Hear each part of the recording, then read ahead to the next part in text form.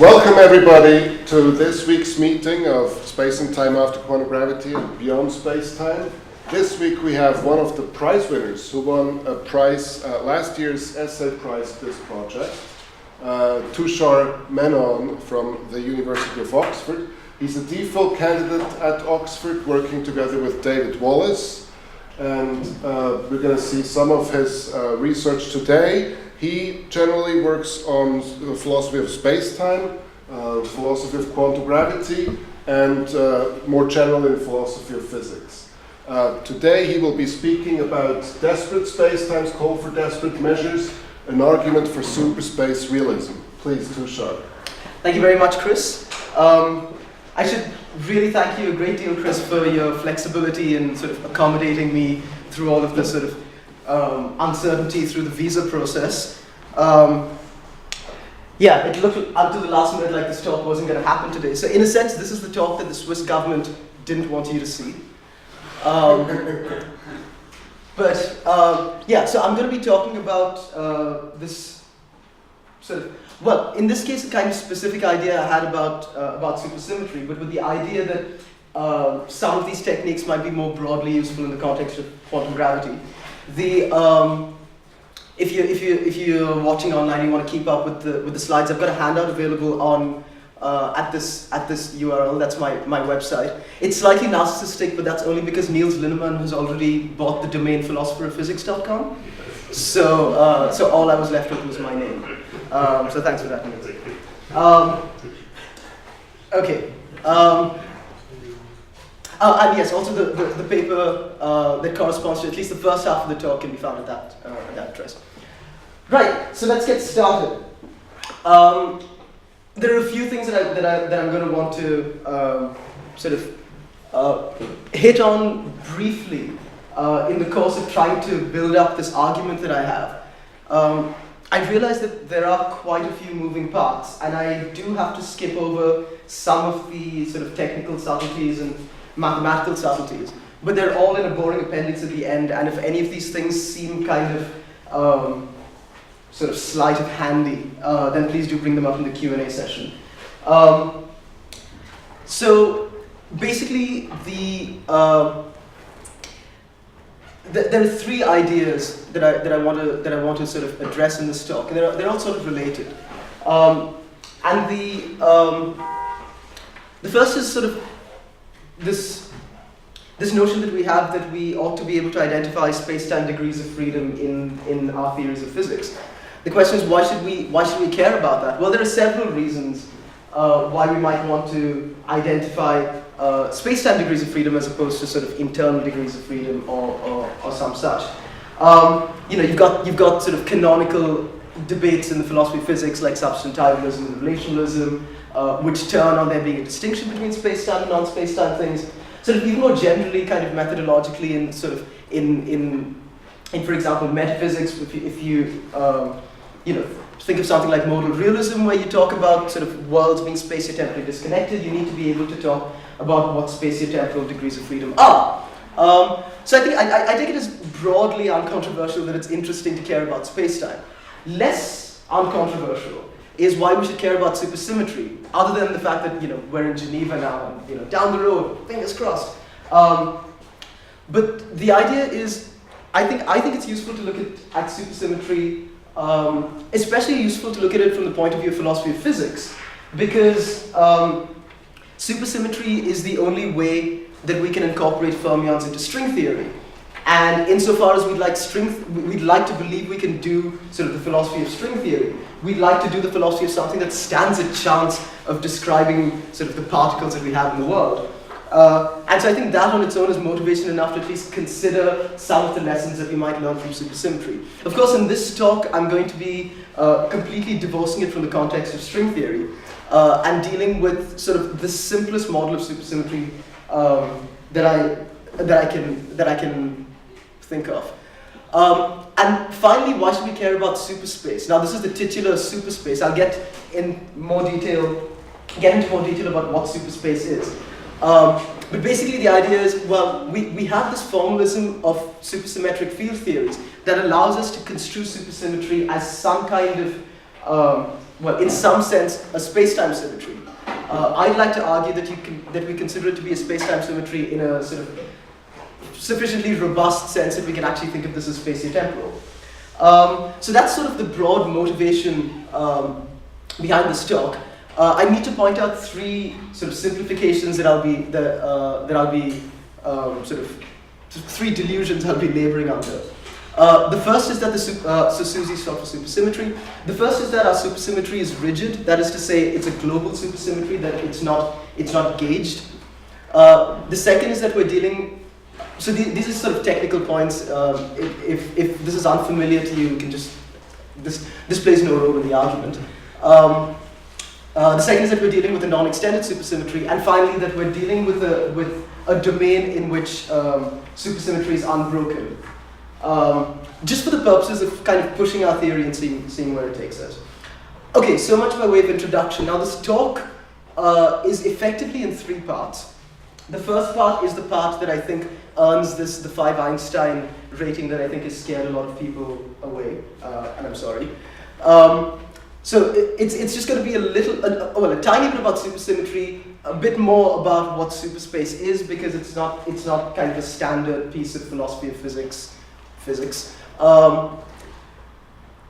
Yes, and then so that constitutes sort of the first part of the talk. The second part of the talk is sort of more general philosophy of physics, and it's sort of geared towards providing an answer to the question, well, if we want to think of superspace as spatiotemporal, how do we go about it?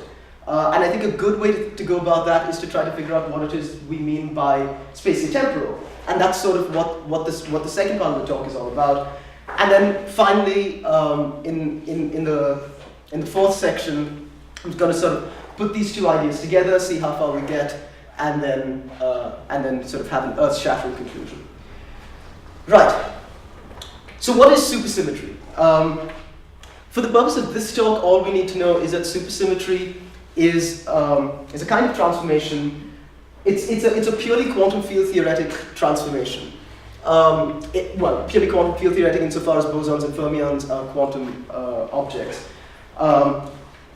And it's a transformation between fermions and bosons that is a symmetry. And in a sense, it seems a little weird because it seems like fermions and bosons are kind of very, very, very ontologically different. And so the idea that you might have some kind of transformation between these two kinds of objects that in some way leaves some relevant piece of physics invariant seems a little counterintuitive. But let's just run with it for now.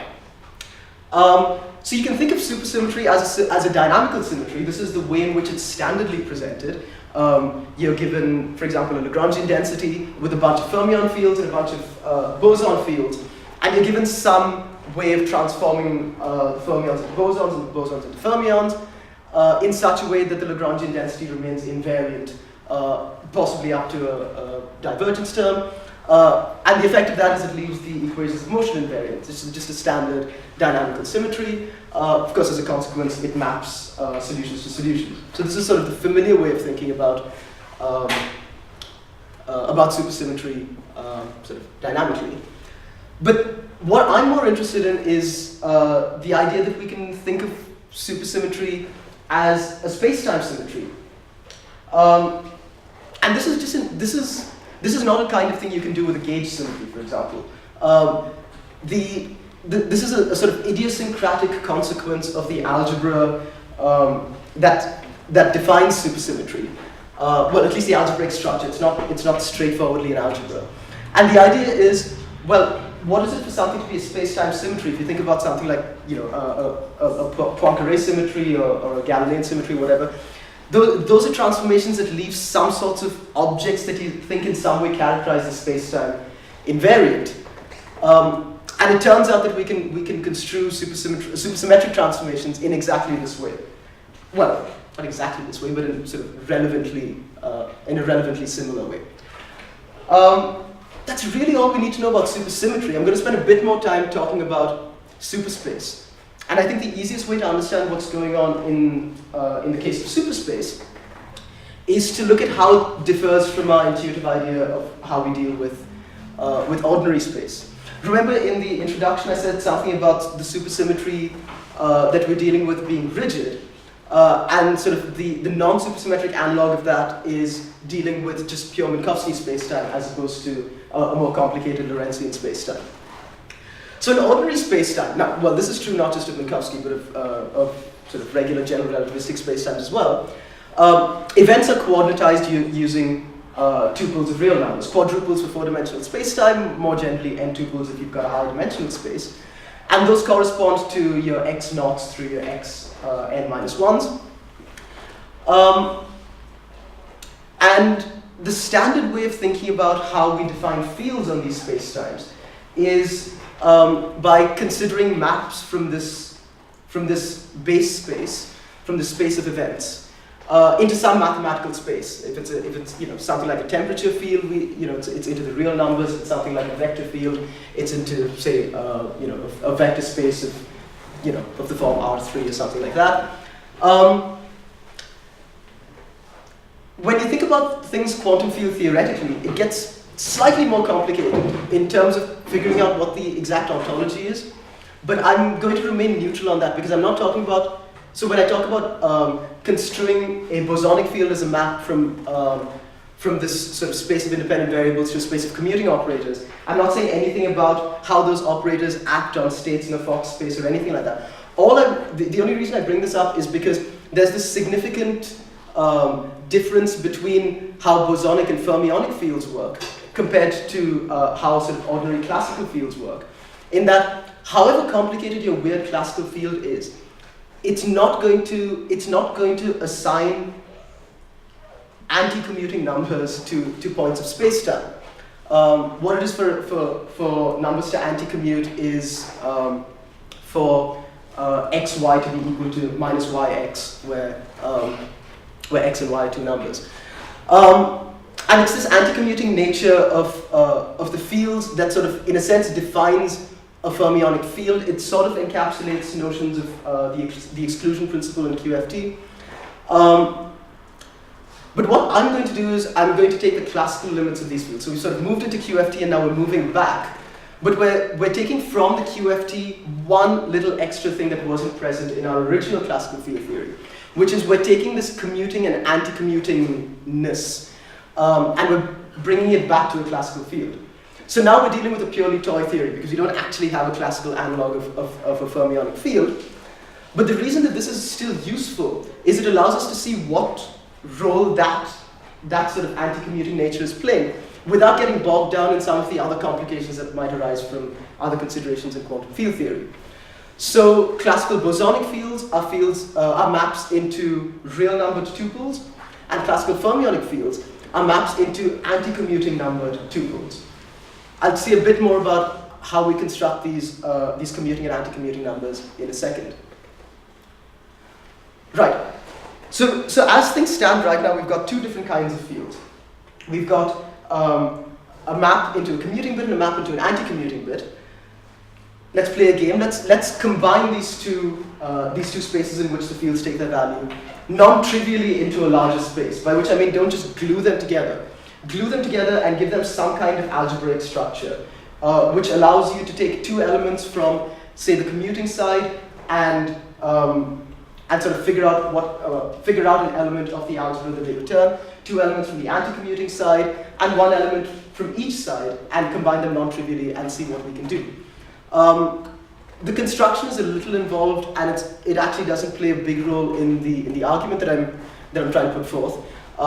So just for the sake of this talk, just think of this larger space. I call this a space of supernumbers.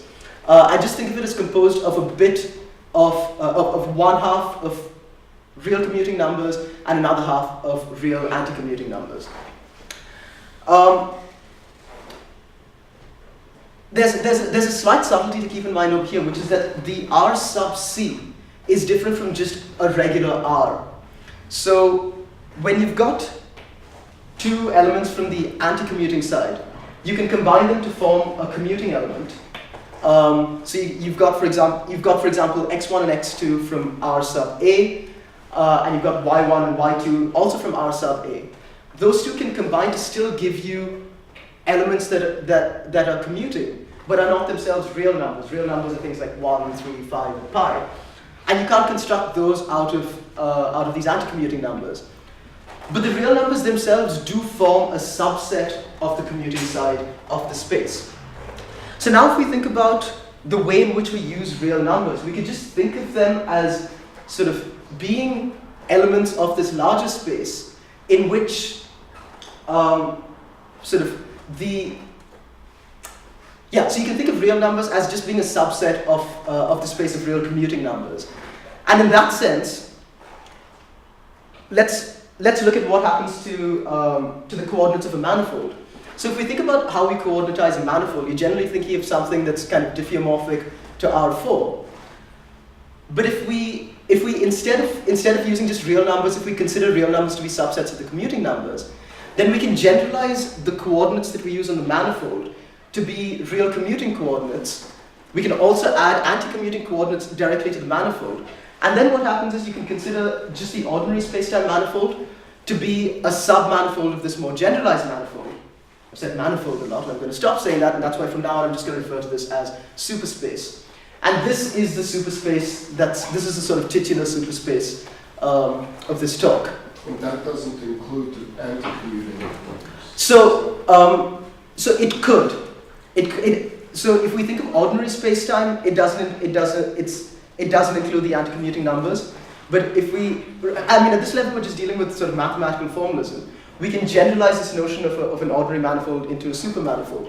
The reason I want to avoid calling it a supermanifold, even though it is one, is that the locution manifold sort of has associated with it ideas of topology and things like that. And the kinds of constructions that you need to go through in superspace in sort of thinking about these things geometrically as manifolds is a little involved.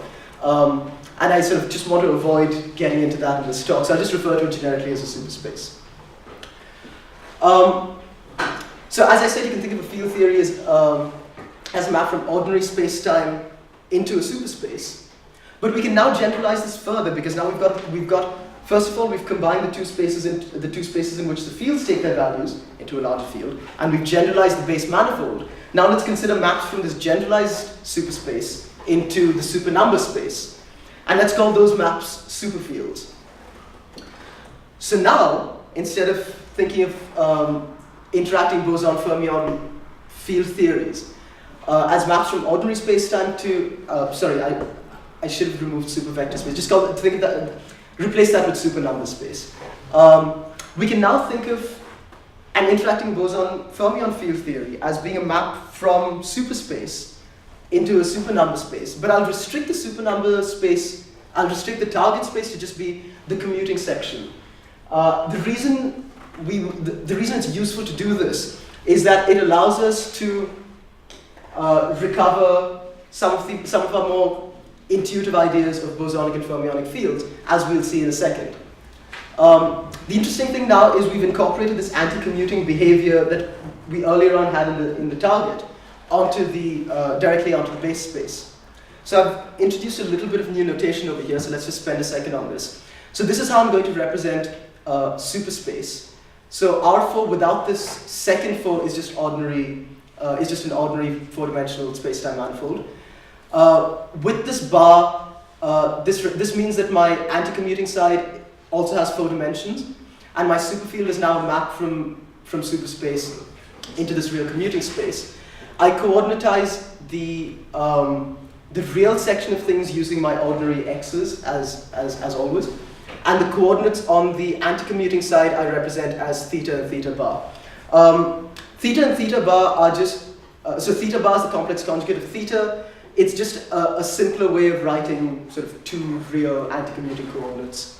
And the upshot of this is if you now expand, if you just play the standard game of expanding a superfield in a Taylor expansion, but you expand it in this coordinate basis, you get something that looks like this. Now, because these are anti-commuting coordinates, you're not going to have any element in the expansion that goes beyond a quadratic term, because anti-commuting elements square to 0. So the most general superfield has this form. It's got a bit that that's clearly sort of commuting because it sits in RC. It's got two anti-commuting bits, but together they sit in RC. But if you look at the coefficient of the theta term, this corresponds to just an ordinary Dirac field. Similarly, this is just an ordinary, the complex conjugate of a Dirac field. And this is some other sort of bosonic field that, that's just there for the ride. Sorry, my indices don't match here. These should both be alphas. Right. That's so much for the introduction to Superspace. How am I doing for time? Okay. So right now, what we have is a way of showing that the degrees of freedom that we were considering, the independent variables, can be brought down to the base manifold. But that on its own is not an argument for why those should be spatiotemporal. The algebra of the supersymmetry generators gives us an idea that they might be spatiotemporal, and this is the bit that earns the 5 Einsteins, I think. But this is sort of the most technical bit. Let's call the generators of supersymmetric transformation capital Q. One way to think about this is as just a superposition of a bunch of creation and annihilation operators, but specifically operators that annihilate one boson and create one fermion in its place, or the other way around. Another way to think about this is as instantiating some kind of infinitesimal rotation in an internal boson-fermion space. Either way, what these things do is they turn bosons into fermions and fermions into bosons. So when you anti-commute them, what you're effectively doing is you're applying them twice, reversing the order and applying them twice again. And as a result of sort of various considerations that maybe we can get into in the Q&A if you think this is sleight of hand, the algebra of these operators gives you something that's proportional to the momentum operator of ordinary spacetime. Notice that this is just a mu index, which is just an ordinary spacetime index. So this sort of gives you the idea that, well, it might be possible to sort of keep applying a supersymmetry transformation and turning a boson into a fermion and then a fermion into a boson and so on. And it might be possible to generate a bona fide spacetime translation. And you might think, oh, well, this points to the idea that supersymmetry might be some kind, might have some kind of spacetimey property. But of course, we're philosophers of physics. We need to do slightly better than that. But it's good. This sort of points us in the right direction, I think. So this points us in the direction of the important question, which is, what is it to be spatiotemporal? And that's the next part of the talk. So this part is divided into 3 sections, and yeah. So the first bit is concerned with identifying the correct mathematical apparatus to allow us to talk about space-time. The second part is concerned with sort of linking our sort of arguments from physics to our mathematical structures to sort of justify why we've incorporated certain structures and why we've left out certain structures. The first 2 sections are sort of concerned with the idea of identifying space-time points. And then the final, actually I don't want to call them space-time points, it's slightly metaphysically tendentious, space-timey things. And then the final section is concerned with how you structure them to give us the sorts of spacetimes that we're used to, things like Galilean spacetime and Minkowski spacetime. So to begin with, we need to distinguish the 2 senses in which we can talk about spacetimes. And in the first section, I'm going to talk about the appropriate mathematical structure that allows us to talk about spacetime.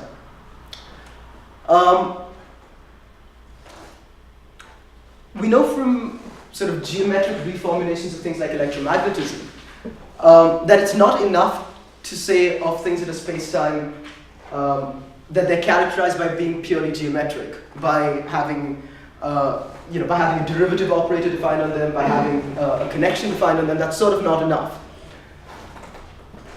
I contend that the important piece of structure that sort of characterizes the mathematical structure required for identifying something as being a theory of spacetime is the ability to define torsion. So if we think about ordinary general relativity, one of the sort of implicit in sort of ordinary general relativity is that our connection and our metric are compatible, our connection is metric compatible, and that it's torsion free. And this allows us to uniquely define the Levi-Civita connection. And so, but if we want to define what it is for something to be torsion-free, it's sort of useful to be able to define what torsion is, so you can symmetrize the connection. I have a slightly more sort of technically precise way of pinning this down, but I think that will take us a bit too far afield. So let's just leave it at the mathematical structure that we need in order to be able to talk about a proper space-time theory requires us to be able to define a notion of torsion. So now let's look at a bit of physics. Let's sorry.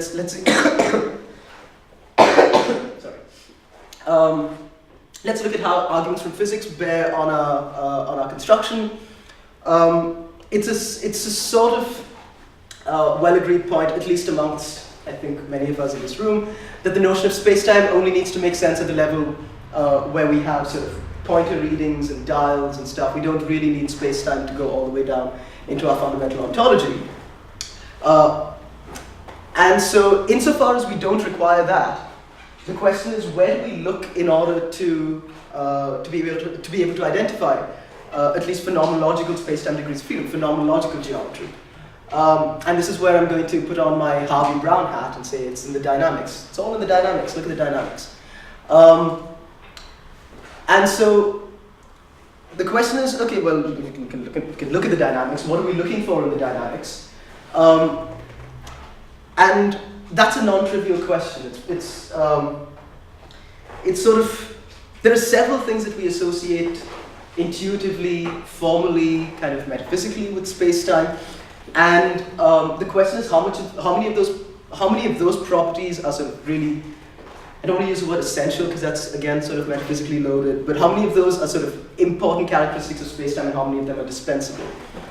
So I think space and time, an important feature of space and time is that they're in some sense intuitively background structures. They're structures with respect to which we can define things like motion and change and dynamics. And this goes all the way back. This doesn't just, this is Galilean space-time, Minkowski space-time, even general relativistic space-time. I mean, in GR, all you're doing is localizing the notion of background structure.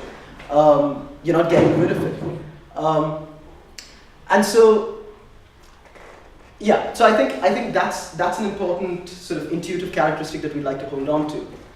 So the question is now, how do we look at the dynamics and identify the degrees of freedom that sort of have those characteristics? Well, let's put all of these up and then go through them kind of quickly. This is just a standard algorithm for writing an ordinary field, just a classical field theory with a dynamical symmetry. So we generally think of a field as, as I mentioned earlier, as being a function from some base space, some kind of space-time manifold into a space in which it takes its values. We can't really we can't assume that that's what we have over here for now because that would be slightly question-begging. So let's just think of a field as an extended body, just as some object. We then want to introduce a dynamical symmetry that we'd like this field theory to obey. Where we get this dynamical symmetry from is it's a context of discovery thing, so I'm not particularly fussed. What do we do then? Well, we use elements of this symmetry group usually to construct an associated Lie algebra. The reason we do that is it's much easier to work with linear things. And if the Lie group that we're dealing with is simply connected, then we don't actually lose any information going to the Lie algebra, because you can just exponentiate Lie algebra elements to give you Lie group elements, so we can generate sort of finite transformations from the infinitesimal ones, so everything's all right over there. So then instead of constructing representations of the Lie group, we construct representations of the Lie algebra. In having constructed representations, we have matrices. We then use these matrices to study objects that transform under the symmetry. We use this to add putative objects to our theories. Think about, for example, spinors or scalars or pseudo-scalars or whatever. In relativistic field theories, we come up with various combinations of these things. We put them into a Lagrangian. We extremize the action, derive equations of motion, and then see if it tells us, see if it sort of maps onto experimental observations that we have. So I'd like to focus on two steps over here, specifically these two, where you construct representations of the Lie algebra, and you use the matrices so obtained to study objects. Now, not all objects transfer in the same way under the same symmetry group. So think about the Lorentz group. When we want to add spinors to our theory, we need to find the spinor representation. When we want to add scalars to our theory, we consider the trivial representation, and so on. But let's look at representations of the Poincare group. Interestingly, it's not the case that different fields transform under different representations of the entire Poincare group. There's a subgroup of the Poincare group under which, no matter what the field is, it transforms in the same way. And that's the translation subgroup. And notice, at least in a four-dimensional theory, the translation subgroup has 4 generators. And I mean, this to me seems kind of indicative of something deep. I should point out that a lot of this is stuff that I've been thinking about as a result of conversations with David Wallace. I think it's sort of, there ought to be some semblance of scholarship in this talk, and so this is my footnote citation. So yeah, so we've got the idea that no matter what field we have, no matter what representation it transforms in under the Lorentz component, it always transforms in the same way under the translation subgroup. So maybe there's something to this universality condition. Now, think about how we write down the dynamical symmetry groups of ordinary field theories. If you consider a free field theory, it's usually the direct product of some internal group, some gauge group, and the Poincare group. If you think about the standard model, we're no longer dealing with free fields, we're dealing with interacting fields. But again, we have this direct product structure on our total group. So fields may transform under different groups, or they may transform under different representations of the same groups, as I said. So for example, if you consider a lepton field, it still transforms under this entire group. It transforms trivially under this section of the group, but it transforms non-trivially under that one. But as I said, at the risk of sort of repeating myself, blah, blah, blah, same representation of the translation group. So I contend that we can use a translation group to identify the independent variables that we treat as spacetime variables.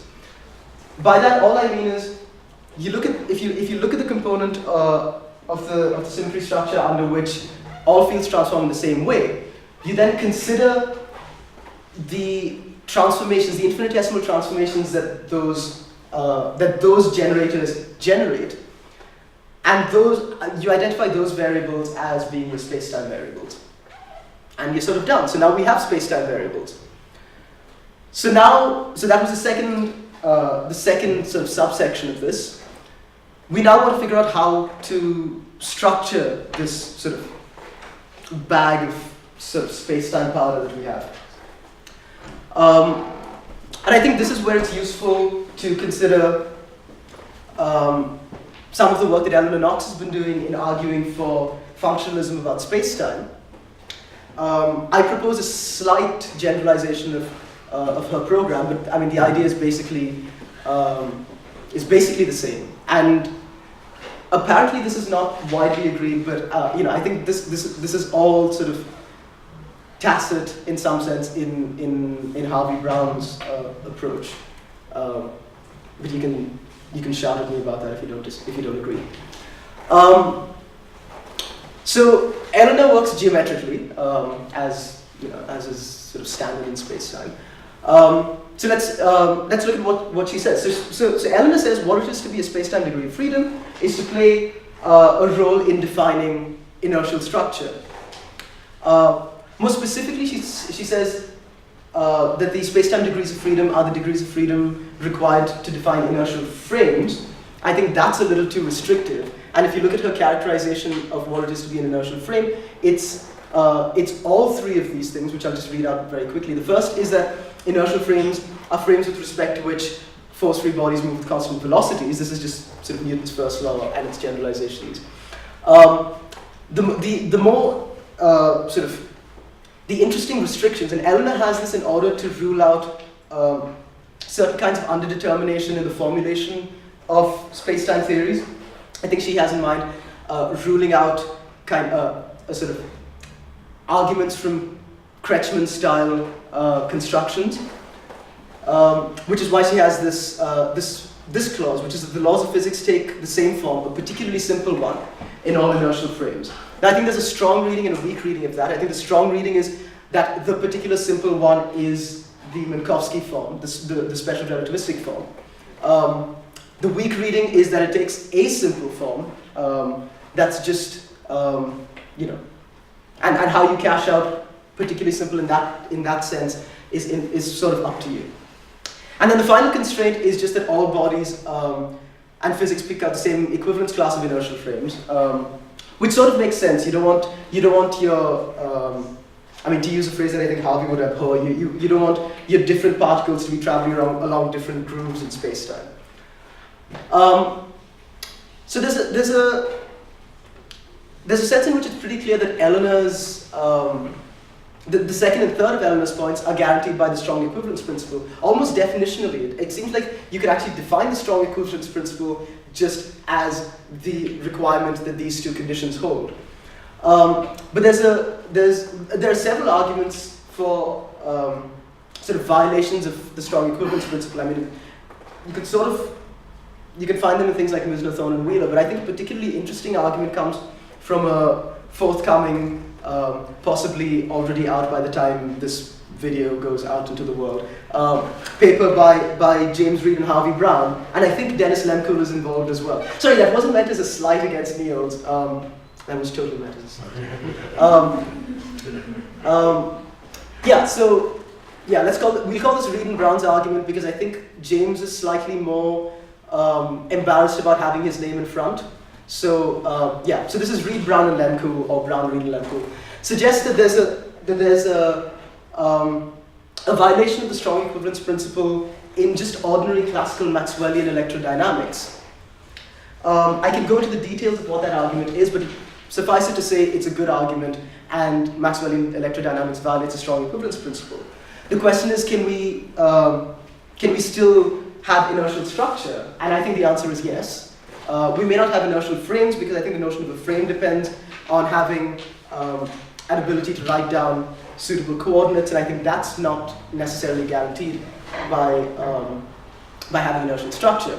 But what is it that inertial structure gives us? Inertial structure gives us inertial trajectories, and inertial trajectories are just space-time geodesics.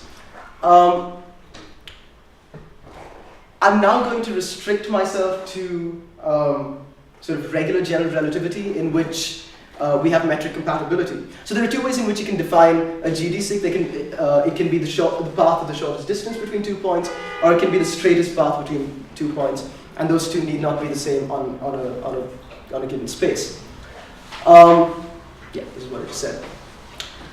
So given metric compatibility, all of the relevant information about the metric is contained in the group of its isometries, which is to say you can reconstruct the metric from the Poincare group.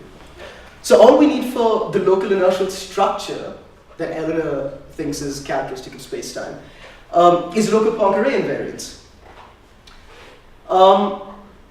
So then the question is, where does the Poincare group come from? How is it that we're able to identify the Poincare group as the group that structures our spacetime? And then a further question is this the sort of the barest and the most sparse characterization that we can give of sort of structure that's definitional of spacetime or characteristic of spacetime? And I think the answer to that question is no. I'm pretty sure there's a more pared down amount of structure that we can deal with that will still give us spacetime. But for the purpose of this talk, I don't need that, because it turns out that inertial structure, at least a generalization of this notion, carries forth into superspace. So if we just think of this as a sufficient condition on spatiotemporality, the argument sort of goes through to superspace. So the question is, what are the things we want to hold on to? We want to hold on to things like, certainly causal structure, I think. We'd like to be able to define forces. We'd like to have the sort of background structure idea that spacetime is a thing with respect to which we define change and motion and dynamics. And I contend that all of this is still present in superspace. So now, how is it that we identify the group that structures. How is it that we come to the conclusion that the Poincare group is our spacetime symmetry group, as opposed to sort of U1 or SU2 or whatever? Why are those internal groups, and why is the Poincare group spacetime group? The argument from the translation group behavior might suggest that we can just add some generic group and sort of insist that all the fields transform trivially under that. And then the question is, why is that not a spacetime symmetry group? Well, on the one hand, it's just an ad hoc addition to our theory, and we've got various sort of arguments, various kind of Occamist arguments against that. But I think there's a better argument that comes from just looking at the structure of the mathematics. I think this points to a further subtlety, which is that. So I'm not going to give a story for why this might be the case. I'm just sort of reasoning from the structure that we have on groups that we consider to be spacetime symmetry groups. And I contend that what it is to be a spacetime symmetry group, once we have all this other structure in place that I've been talking about, is that it decomposes into a semi-direct product of two groups. Now think about the standard model again, SU3 cross U2, SU2 cross U1 cross Poincare. 3 of those 4 groups are simple, and by simple, so simple has various, there are various things that go to characterizing a Lie group as simple. It has to be locally compact, connected, but the most important thing is that it should not contain any normal subgroups, and that's the thing that that's the bit of structure that I think is relevant over here. So let's look at the 4th group that's not simple. That's the Poincare group. And if you then look at the normal subgroup of that group, you get the translation group, which is the group that we use to define our spacetime, our sort of independent spacetime variables. Yeah, and I think that's where I'm going to leave this. We can talk about this a bit more, talk about the construction a bit more in the Q&A if required. But all I'm giving is a sort of I don't want to say a necessary condition, but a sort of plausible condition on the structure of the spacetime symmetry group. Okay, so that was quite a bit of stuff in this section. So let's just summarize this sort of kind of quickly. We identified as sort of playing an important role in the mathematical apparatus the ability to define torsion. We then used arguments from transformation properties of fields to identify how it is that we can, in some sense, associate the space of independent variables with translations. And then finally, we structure the space-time by identifying one of the normal subgroups of the total symmetry group as, actually that's not quite true. It's not just the normal subgroup of the total symmetry group that's the space-time symmetry group, it's the one that decomposes as a semi-direct product. I'll make the change to this on the slides on the website later. In a sense, we've sort of reversed the order of priority, at least methodologically, between fields and spacetime, because what we're saying is, now we've got a bunch of dynamical fields. We read off those dynamical fields, at least at a phenomenological level, what the spacetime degrees of freedom are. We don't think of spacetime as sort of existing first and then sort of associating properties with each of those points. But this is just a purely methodological claim. I mean, there are other metaphysical claims that I'd like to make, but I don't think that's particularly relevant for the argument that I'm pushing in this talk. I think you can be fairly metaphysically neutral on this. Okay, home stretch. Sort of smooshing these two things together. Why is Superspace spatiotemporal? How am I doing on time? Do I have about 5 minutes? A bit more, 15 minutes. Oh, beautiful. Okay, then I can actually speak slowly. Okay. No, I definitely won't take that long. Right. So, just to recapitulate that argument about translations, if we think about how we transform, again, just ordinary classical fields. We think about how we transform classical fields under translations. Actually, not even just under translations. I mean, you can play a similar game using Lorentz boost as well. You just have a different generator. You represent the generator as some kind of differential operator. You exponentiate that differential operator, and that leads to and that sort of instantiates the transformation that's important. So now if we think specifically about translations as being generated by the momentum operator, this is sort of very, very, very standard field theory. We can do a Taylor expansion and see that these two, that this basically shifts this field by a tiny amount that corresponds to that coefficient. And I take this to be sort of the important characteristic of spacetime. The question is, can you do the same thing in superspace? And the answer is yes, you can. And unfortunately, part of that answer is also yes, you can, but it's really irritatingly difficult. So now consider a superfield. Remember, just jog your memory a little bit. Remember, a superfield was now a function from these are the superspace coordinates into a space of real commuting supernumbers. And when you exponentiate a supersymmetric generator, what you're effectively doing is you're trying to shift the field from, say, the origin to some point with these coordinates. And the way that you do that is you have some kind of unitary transformation, which is written as sort of the exponential of the sort of the three generators of the superalgebra of the super Poincare group. And notice that when you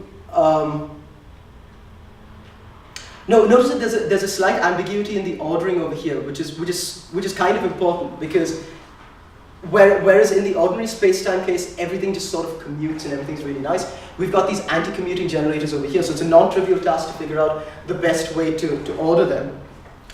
I say that this is the best way to order them because it works for my argument. That's not actually true. But yeah, so we basically do exactly the same thing. So instead of exponentiating a mu d mu, we're exponentiating I, should be an AP, and a theta q, whatever.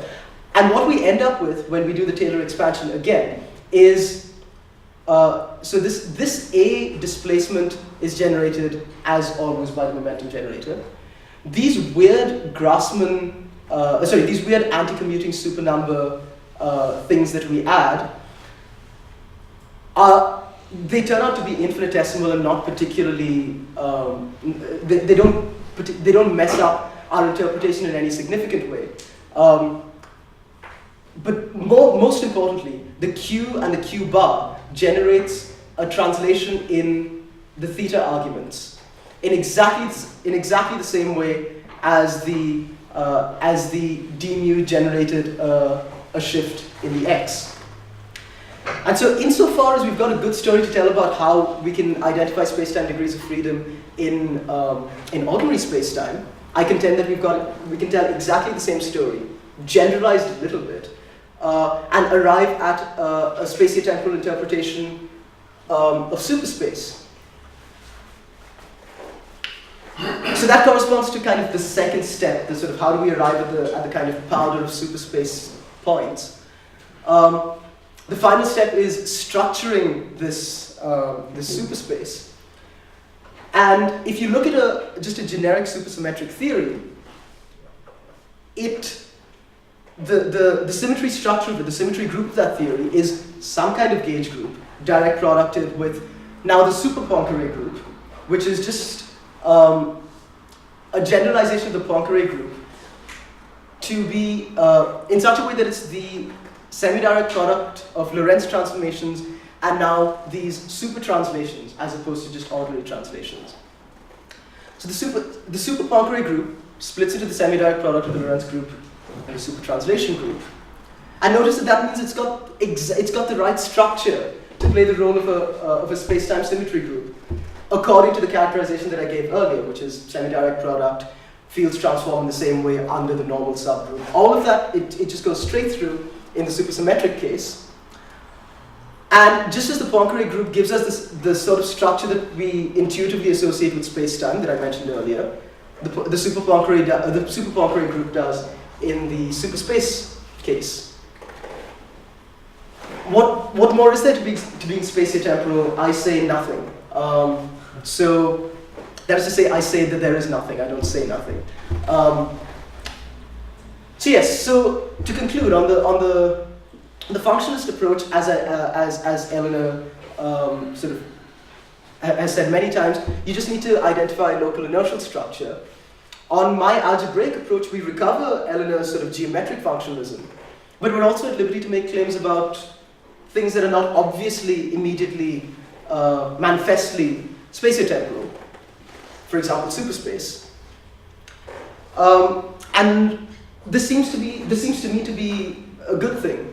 I mean, it would. It's my project.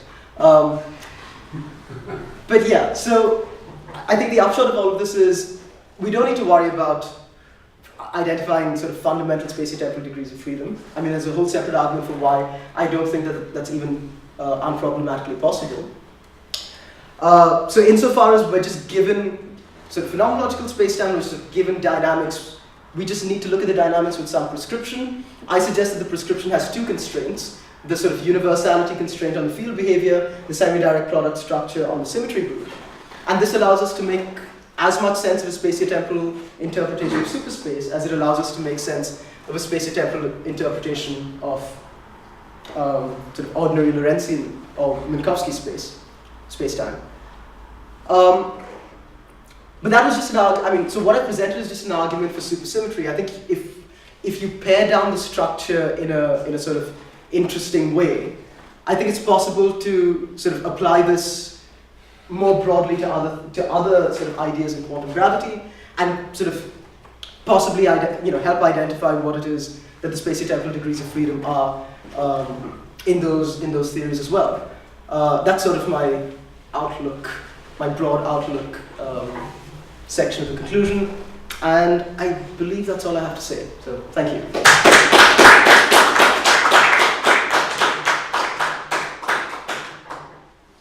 Okay, so do you have questions at your end? I have. So early on, the way you described the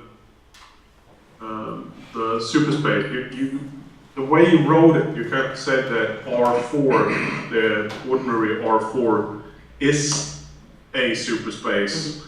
And am I correct in understanding that it is kind of a way of generalizing? So all ordinary manifolds will still be supermanifolds. It's just that they are the ones that don't have any extra anti-commuting behavior. Yeah, that's exactly right. Yeah. And if for a manifold, if I just look at the local patch, which if we have R and then N bar M, where the first one indicates the number of commuting one, and the M indicates the number of anti-commuting one. If you just take R N bar 0, that is the same thing as Rn.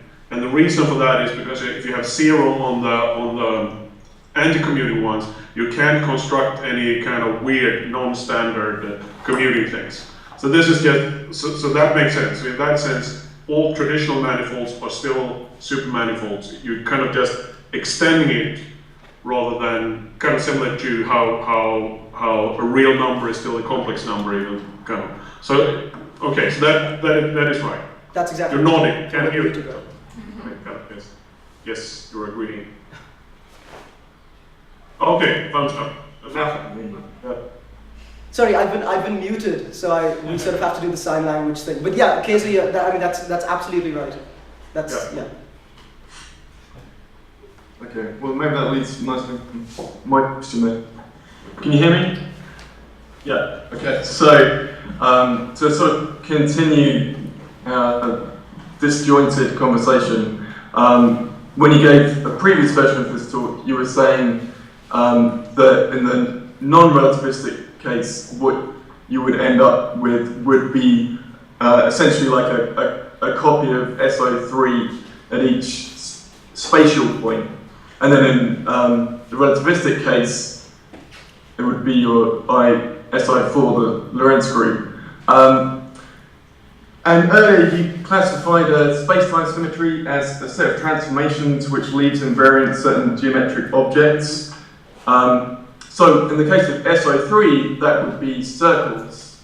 In the case of the Lorentz group, that would be, these one-sheeted spatial hyperboloids and the two-sheeted temporal hyperboloids. Is there a sense in which what you end up with in the Superspace version is leaving such geometric structures invariant or not?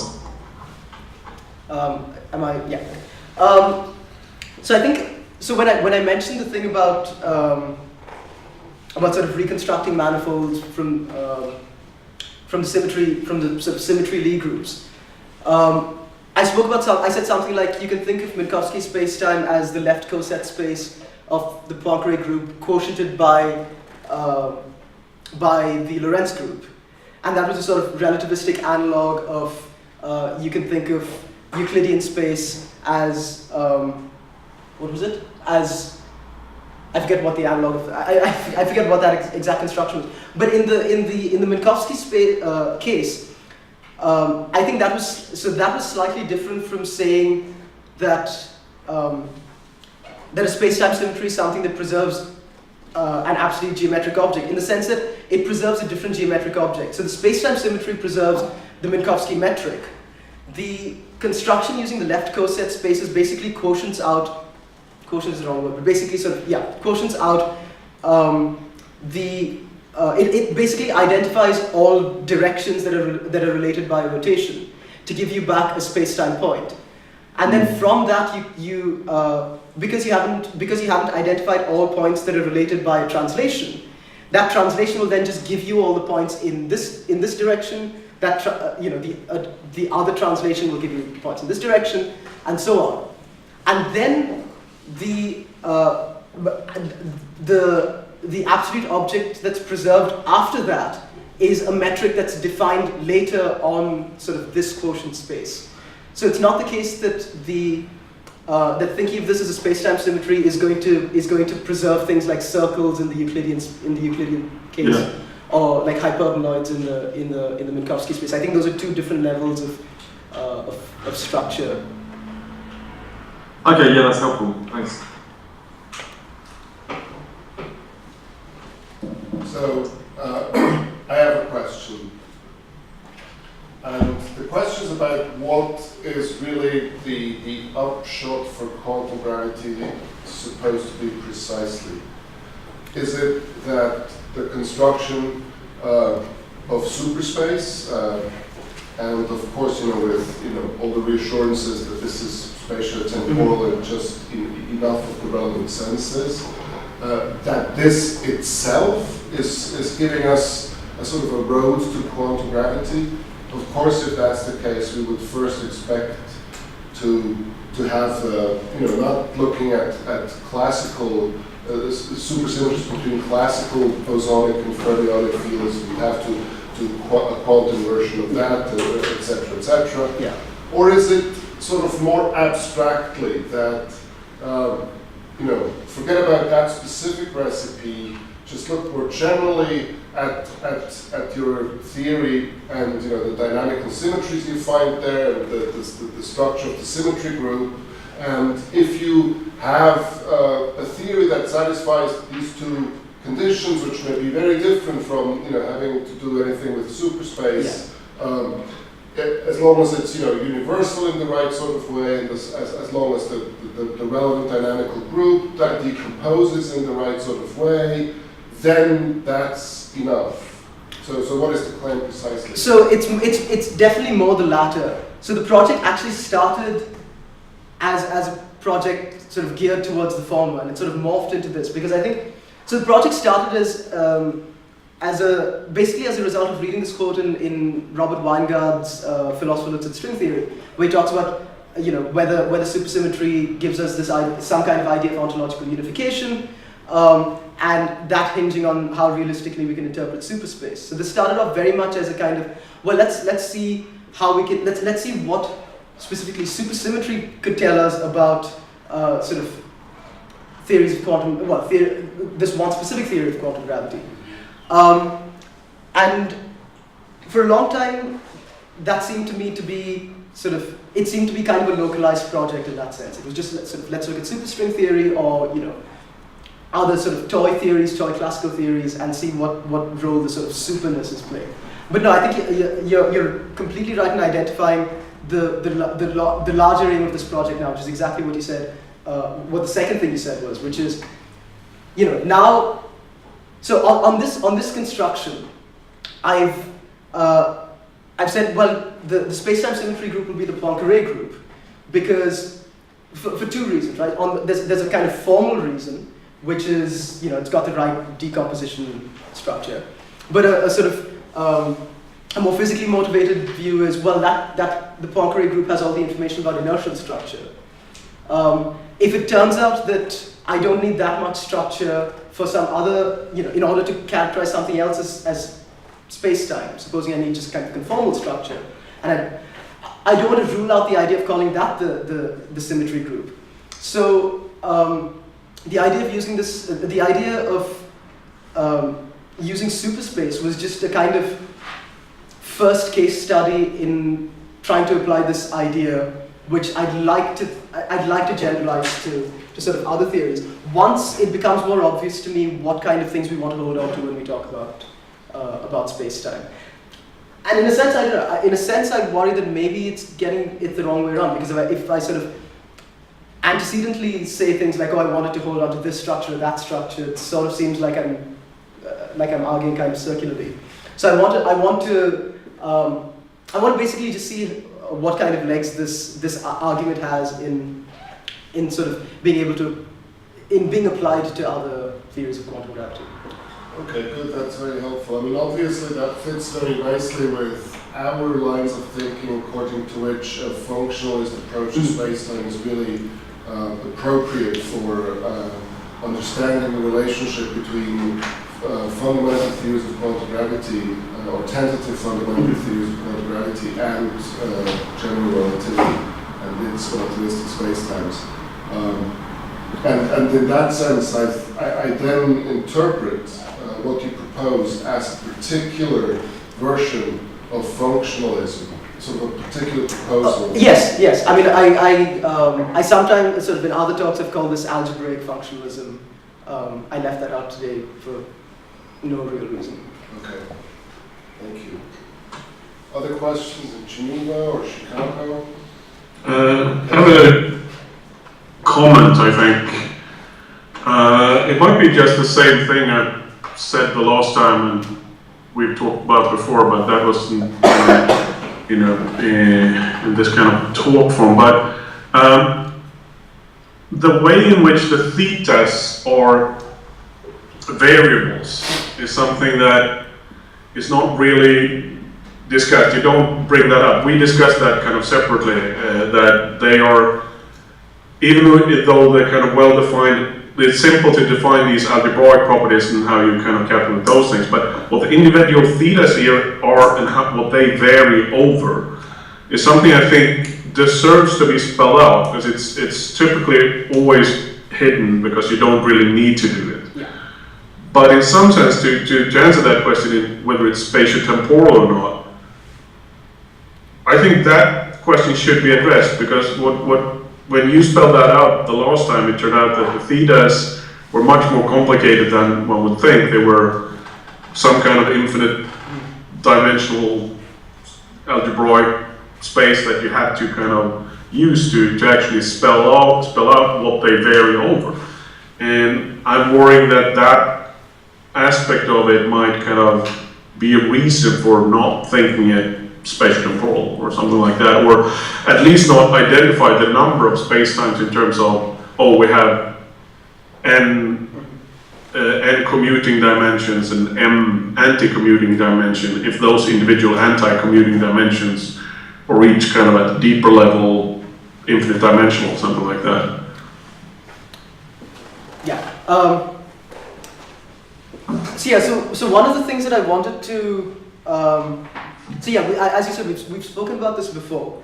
I wanted to, maybe I didn't hit this hard enough, I wanted to at least propose the idea that we could think of fields or superfields not as sort of properties associated with space-time points, but rather kind of the other way around. Think of fields first, and think of sort of them as having locations, and these locations then being parameterized by whatever algebraic objects we deem necessary. So in the case of the thetas, you notice that the superfield, yeah, I mean, it looks, at least naively looks spatiotemporal because my capital phi is a capital phi of x theta theta bar. But I don't want to, you know, the whole argument is, I don't want to say that it's spatiotemporal just because we've defined a superfield in those terms. As you mentioned, the thetas are themselves elements of an infinite Grassmann algebra. A Grassmann algebra is a vector space, so basically what these odd supernumbers are infinite linear combinations of these basis vectors. The basis vectors corresponding on the one, so the first basis vector would just be the real number 1. The next basis vector would be something that I'll refer to as, say, zeta, which is just some kind of, you know, in algebraic terms, it's formally equivalent to a 1 form. And then I think of the next dimension as being a sort of zeta 1 times zeta 2, which corresponds to a 2 form, and so on up to infinitely many dimensions. And then the odd commuting number, the theta, is just some sort of real number times 1 plus real number times zeta 1 plus a real number times zeta 1, zeta 2, sorry, zeta 2, zeta 3, and so on. Yeah. So in that sense, I mean, what's interesting about this is it kind of captures some of our intuitions about what space-time is like, insofar as it's sort of an argument that a field is sort of defined based on. But we lose sort of other kind of intuitive aspects of what space-time is. And I think the whole point of this project, in sort of working backwards, is to try to say, look, I don't want to go into this with the idea that in order for it to be a spatiotemporal independent variable, it has to have this and this and this and this. I want to say, well, in order for me to consider it to be a spatiotemporal, you know, the sort of thing that could look like a spatiotemporal variable, I actually just want to start with the field first. And then if we lose certain other kind of intuitive characteristics of the numbers that we normally parameterize our independent variables with, then so be it. That's fine. Okay, I think that's fine. Oh wait. Can I talk? Yeah. I think that is fine, but I think it should be kind of spelled out, because it's almost like when it's done in the physicsy style, where the nature of the thetas are kind of hidden, and you just give kind of the surface level kind of algebraic behavior you need. It looks much cleaner than it might be. So for that reason, I think it's in a philosophical account, it's really important to spell what are the individual thetas, what are those entities, and then you can, after that, after you've done that and not kind of hidden it in the notation, Yeah. make the argument for why you can still kind of think of them as spatiotemporal. I think that would be more kind of honest in a sense. Can I respond? Yeah, thanks, Kesa. I totally agree, and it's in the appendix to the paper. Okay, good, great. I have a follow-up to my own question. Go ahead. So, I was just curious, to what extent can you define geometric objects on this newly quotiented space in which you can translate around? I mean, what can you define in it? Can you define geodesics, or, you know, in what sense is it a geometrical space? Well, insofar as the quotienting out procedure, given that we're quotienting a Lie group by a Lie group, the quotienting out procedure gives us manifold structure. And then what we're basically left with is the sort of thing on which you can define further geometric features, geometric objects, like connections or metric tensors or whatever. But the sort of the immediate, the quotienting out process just gives us a differentiable manifold. Okay, good. Thanks. So I have a question, if I may. Okay. Is that okay? So this goes back to talking about identifying the translations to pick out the space-time variables. So I guess there's a sort of simple, right, so first of all, all fields transform in the same representation of the translation group. Well, maybe there's two parts to the question. I'll pause in the middle. What are other representations of the translation group kind of look like? I guess what I'm trying to imagine what a theory in which there were, what fields would look like, you know, a theory in which there are fields that transform according to different representations of the translations. What would that be? It would be a very, very weird theory. It would be a theory that gives me, gives me new, which has sort of weird indices, and I need to have sort of representation matrices in front of the thetas, in front of the phi's. I don't know, that would be extremely weird. It just, I mean, I guess formally you could construct theories like that. But yeah, I mean, I think part of the at least the intuitive force of thinking about translations in this way is exactly that. It's just, it seems extremely weird to think about translations as acting differently on different fields. Yeah, I don't know. I think that's sort of all. Okay. Part two then, which you started. Part two of my question, which you sort of started to address then. Because the way it's just that little bit of the talk is sort of presented, and so makes it sound like, sound as if there's some, whatever, physical fact behind this sort of all being in the same presentation, or it's sort of in some broad kind of what's possible physically. Mm-hmm. What you were saying back then sounds a little different to that. In perhaps it's sort of, they wouldn't really be translations. They're doing that. So really, it's not, the way it's sort of set up sounds like there is, well, look, here's some empirical regularity we've sort of noticed or something, but of course we're thinking about all kinds of other possible theories here. And really you're packing, so really what's motivating you here then is, right, that they just wouldn't really be translations if they were doing that.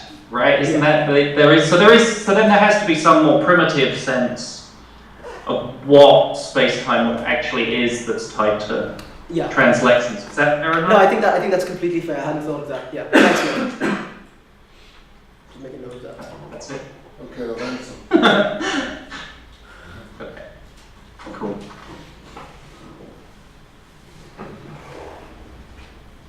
Yes.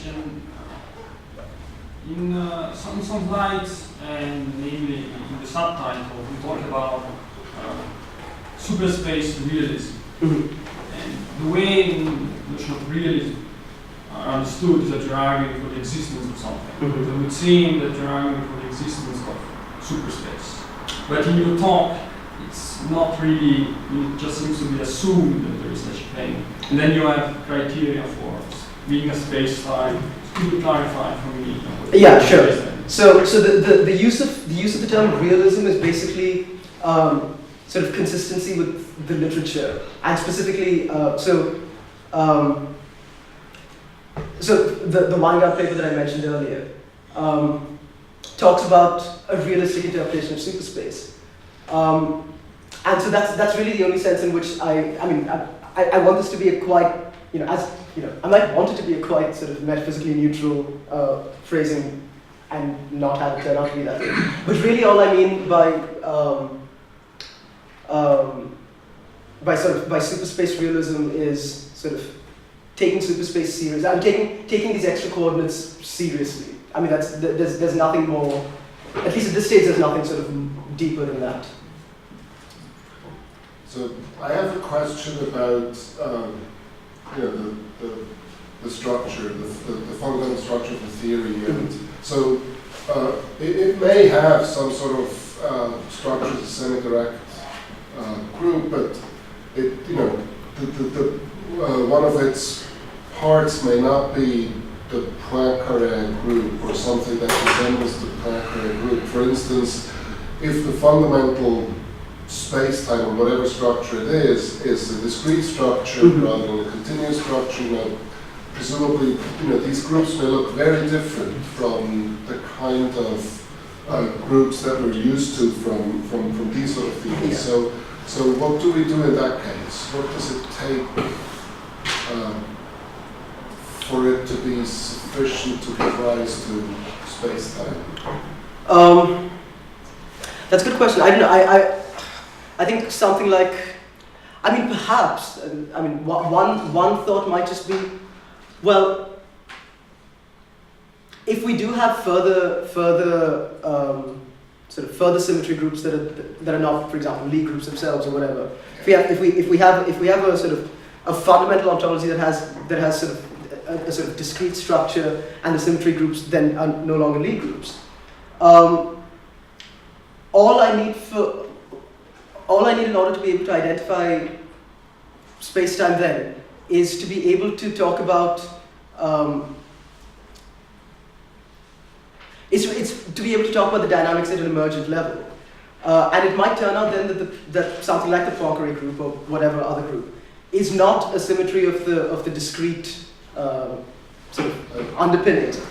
And it might turn out to be part of what it is to be spatiotemporal, that for something to be sort of detectable spatiotemporally is that it sort of has this sort of emergent group structure. But in a sense that makes no real commitment, given that a lot of this is just sort of talking about sort of phenomenological geometry. It might turn out to be the case that, yeah, there are sort of other symmetry groups, other symmetry structures that may not even be groups. Okay, so the idea would then be that the fundamental structure gives rise to space-time in just enough of the relevant senses if it gives rise, perhaps at some level, to a theory where the dynamical groups, the symmetry group has a certain semi-direct structure, yes, where we have the appropriate Lie group, Poincare group, and or something that looks sufficiently like yes, it, and that's it. Then. Yeah, that's the idea. That's the picture. Okay, excellent. I have a question from Johan Muntian, who's been watching the live stream. I'll read it to you. Okay. In what sense does this algebraic construction depend on the fermionic bosonic distinction? What happens to SUSY if we go beyond the FB dichotomic distinction? The fermionic bosonic distinction is somehow guided by the empirical observation from the standard model. What if there are other statistics out there, paraparticle statistics?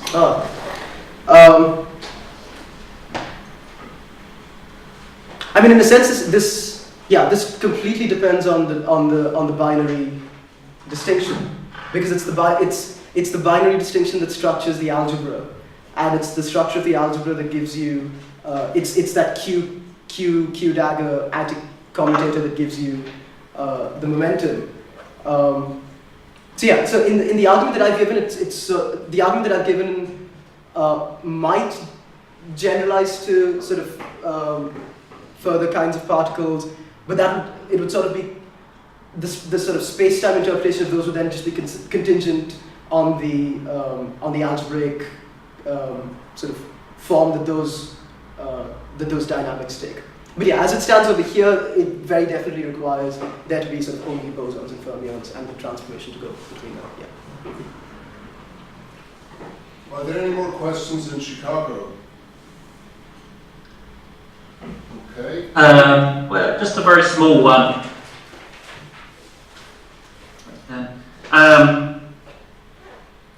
Just a thought when you asked why isn't SO 987 or 97 not a space-time symmetry group? So, on the grounds that everything transforms trivially in the same way. But it seems like we're playing this game where we are sort of again thinking, I mean, it's sort of similar kind of line of thought, that we're playing a game where we're thinking about what possible theories are out there in some sort of space. And maybe the answer just is, well, look, there are sort of possible theories where there are, fields with non-trivial representations of that, and they're a horrible mess. So we're sort of so it's just not true that every field we're thinking of is that okay? Yeah, I think yes. I mean I agree with that. Okay. That was it. Okay, so please join me in thanking our speaker again.